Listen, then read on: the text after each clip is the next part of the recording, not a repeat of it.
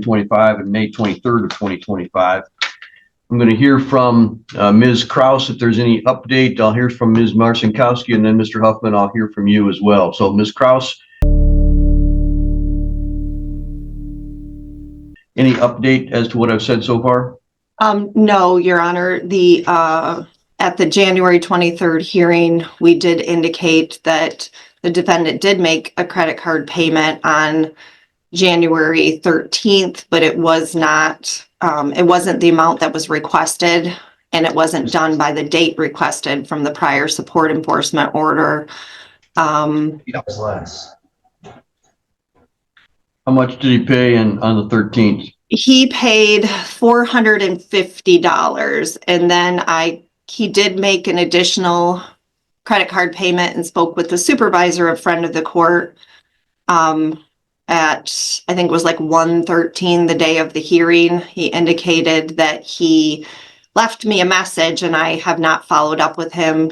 Indeed, he did, but he left me a voicemail while I was in court with you at approximately 10 something that morning. So I haven't had any good contact with him in regards to that. And additionally, like you had indicated, there had been 3 previous bench warrants, all reduced to PR with conditions that he's either failed to comply with those conditions and then ultimately failed to appear, and another bench warrant was issued.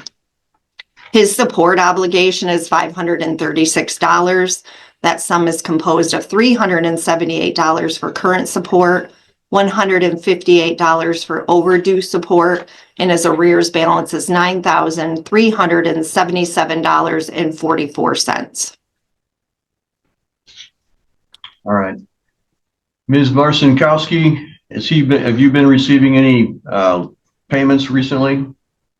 That payment of the $400 payment, I received that more towards the 23rd, but not often.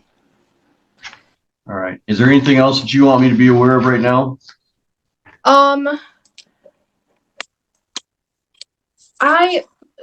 I don't make a lot of money, and I am paying for Zane to go to daycare, and I made up a total of, it's $680 a month for daycare, so I'm paying $8,160 a year for him. Mind you, I have 3 kids, so I'm paying $510 a week for daycare. Stanley has not seen Zane. He does not see him. He does not take care of him. You don't let me. Hey. Mr. Huffman, Sorry. you're going to be, yeah, you don't get to shout in court. Sorry. You have a chance to say what you need to say, but not right now. All right, Ms. Marcinkowski, today is the day for child support, not necessarily for parenting time. Okay, so any additional information on child support that you have?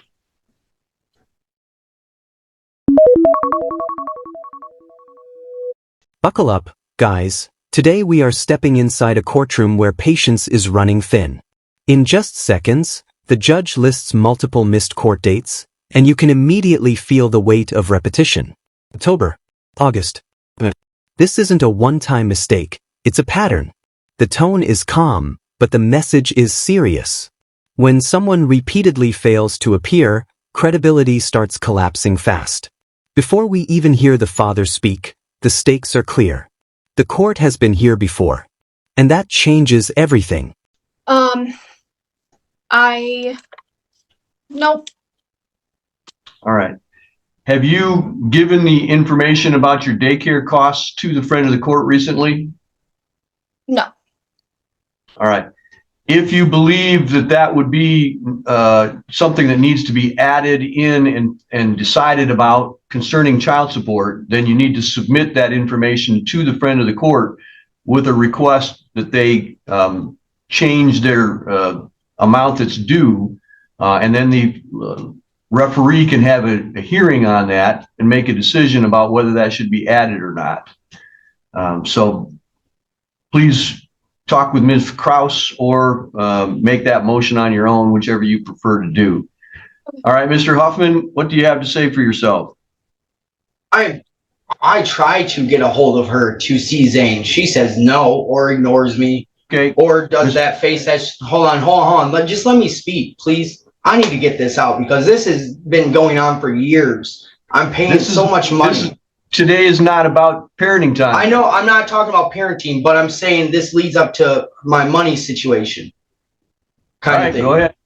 Go ahead. It's the faces that she's even making now is already showing that she just doesn't care about my side. So Sir, I'm not gonna listen to either side. Cut down. I didn't think I was if you have something to say about child support, go right ahead. But I'm not gonna listen to you. I know that. Bad on her. Go ahead. No, it's not about that. I'm trying to lead up to the money. Then if I there. can't see him, why am I paying so much if I'm not allowed to see him when I'm trying to pay. I am. I already paid that $450 plus the $30. I don't mean to miss court. It's not like I avoid you guys. I turned myself in last time. I'm not trying to avoid this stuff.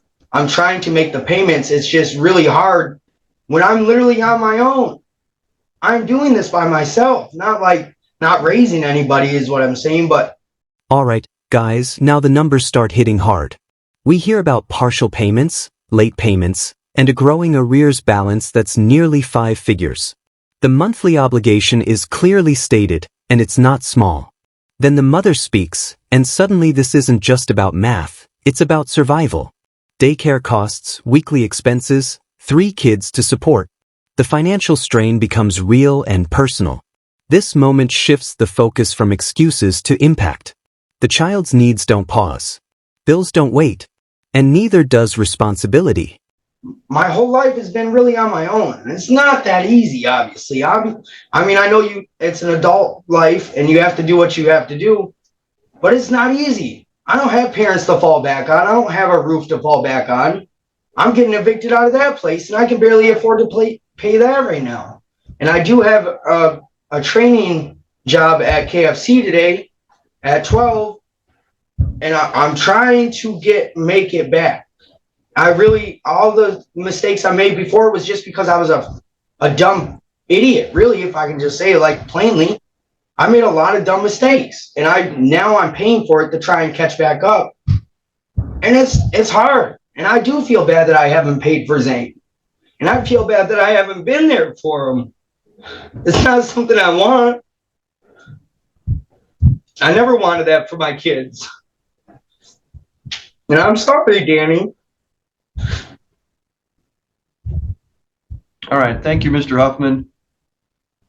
Let me talk to you for a minute about parenting time and child support, Mr. Huffman. I understand as a dad that parenting time and child support go together in your mind. Now we hear the father, and this is where emotion floods the room. He talks about not seeing his son, about feeling shut out, about trying to make payments while barely holding his own life together. Eviction. No family safety net. A new job starting today. He admits mistakes, calls himself reckless, even apologizes. You can hear the desperation in his voice. This isn't defiance, it's someone overwhelmed. For the first time, the court sees vulnerability instead of resistance. And suddenly, the tension becomes deeply human. However, under what the law says, those two things are not connected as strongly as you think that they are. There is an obligation to pay child support even if you do not have parenting time. That's what the law says. It's not something that I'm making up. It's not something that the friend of the court is making up. That is what the law says, period. So even if you have 0 parenting time, you are responsible for child support because the child, and again, it's not the child's fault that the child takes money to live. The child didn't have any say in coming into being. The two of you did that, okay? Mom and dad. So the child has to be taken care of. And child support is one way of divvying up that responsibility. So whether or not you have parenting time is a separate question than if you have child support. It would be good if the two of you could work things out where everything could be together, but you haven't been able to do that. This is the legal reality check. The judge calmly dismantles the father's core argument. Parenting time and child support are not the same thing. Even with zero visitation, the obligation remains. That's the law. It's firm, direct, and unemotional. The child didn't choose to be here, the judge reminds him.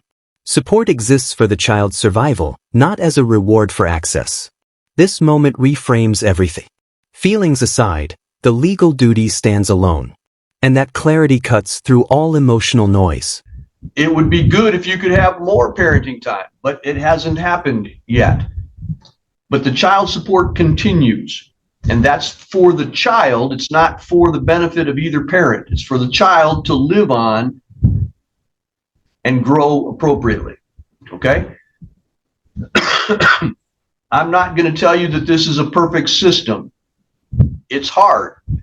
Life is hard. I'll grant you that. And I'm not going to tell you that what you told me is any different than a lot of other people that I hear from. Life is not easy for lots of people. That doesn't change your responsibility because the child has certain costs just to live. So I'm not mad at you. I just wanted you to be aware of the differences there as to what the law says. And that's why we treat you like you got treated today by being brought to the jail by not making your child support payments, even though you're not seeing your child. Does that make sense to you?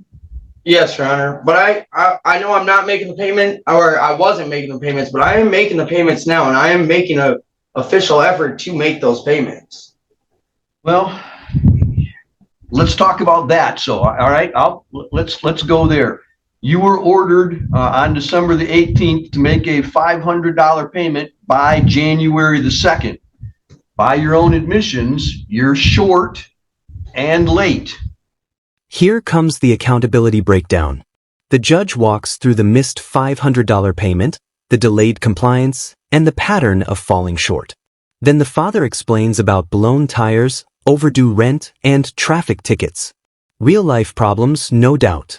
But the judge makes something clear. Everyone walking into that courtroom has bills. Hardship is common. What matters is priority. The court isn't questioning struggle, it's questioning consistency. And in that distinction lies the real tension of this case. Okay, not the end of the world, but still not making the payments when you should have made it. And in addition to that, Can I say something on that? in a minute, yes. We got to kind of do things in order, so let me get done and then I'll let you go. Okay, no, you're all right. You're all right. So you were late on that payment and you haven't been making your normal monthly payments. That $500 payment was kind of like a makeup, right? It was a makeup for ones that you haven't made in the past. And then you were supposed to start making your regular $536 a month payments. You understand? Yeah. Yes, All Your right, Honor. go ahead. Tell me what it is that you want me to hear. The only reason why I didn't make the payment on January 2nd, I had the money, but I had some things come up. Obviously, adult life. My discount tire. I tried to get 2 new tires because the front blew up and the one side had a hump in it. I was trying to wait as long as I could and it wasn't happening. And they had to replace the back. Legally, technically, they have to replace the back before they replace the front. So I had to pay for all 4 tires. And I'm trying to I'm $3,000 behind in rent right now. I'm trying to catch up. And I just got tickets for the no insurance, no tags. Like, I'm trying to catch up. I'm trying not to give up. I'm really not. Especially because I miss my kid, our kid. And I know it doesn't seem like that with the way I've gone about it, but I was kind of reckless and immature. Not even kind of, I was. Now we witness measured empathy. The judge says he believes the father. That's powerful. But belief doesn't erase obligation. The child support amount is already calculated at the lowest allowable level. It cannot go lower. Then the final concern surfaces, repeated failures to appear. That pattern threatens trust more than unpaid dollars. The judge needs reliability, not just promises. This final stretch isn't about punishment, it's about rebuilding credibility. And the question hanging in the air is simple. Will effort finally match words? I'm really hoping that you don't keep me in jail. I'm trying to make these payments. I'm trying to come out of the hole. The hole I dug. You reap what you sow, and I'm trying to unsew a lot of stitches. Mr. Huffman, I believe what you're telling me. Just the fact that you're standing there telling me that the way that you're telling it to me makes me believe that you are making a better effort than you have in the past. So I'm not disputing anything with you there. My job as a judge is to try to figure out if people are lying to me, number one. And then number two, what to do about the requirements of what the law says. What you've told me about the reason that you didn't make the payment is the same as probably 98% of the people that come before me. I don't believe that you got 500 extra bucks in your bank account and you're not spending it on your kid. I don't believe that. And I know that's true. So I assume every time you come in front of me that you had bills that you needed to pay.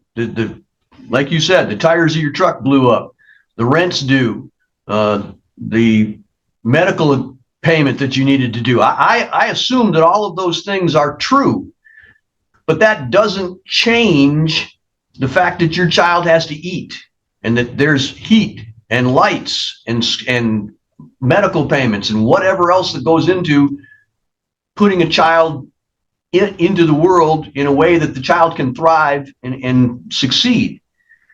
So I don't doubt what you're telling me. I'm not calling you a liar. I believe everything that you're telling me. But those are the normal facts of life. Those are the things that happen to everybody in dealing with child support. It's never easy. It's that I can't put it any plainer. That is how life works. So I'm not mad at you, but I got to figure out now, where do we go with this normal life thing, bills piling up, and how do I get you on the straight and narrow and keep you there so that the payments can be made for all of your bills? Go ahead. I do have my training for KFC at 12 today. If I get let out, obviously, but I'm probably going to lose that job if I don't. I hear what you're saying to me. So, Ms. Kraus, when was the last time Mr. Huffman's child support was reviewed?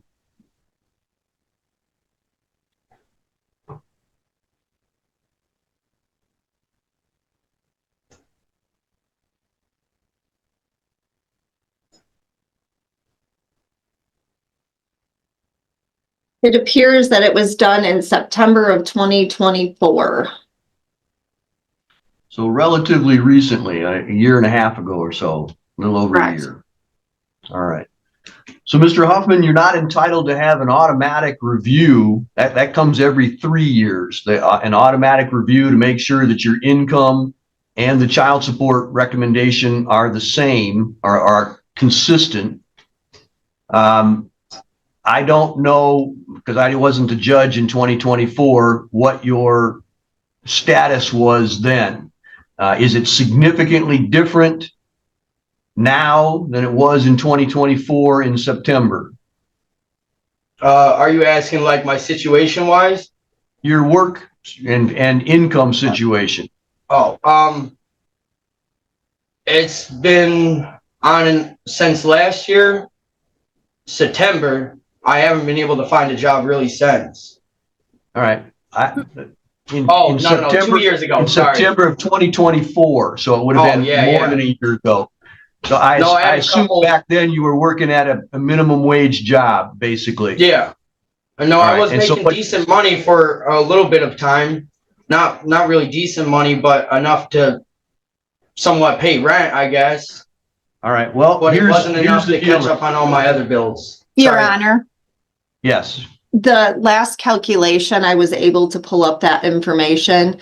It was based on $11 an hour at full time, which is less than what minimum wage is currently for the state of Michigan.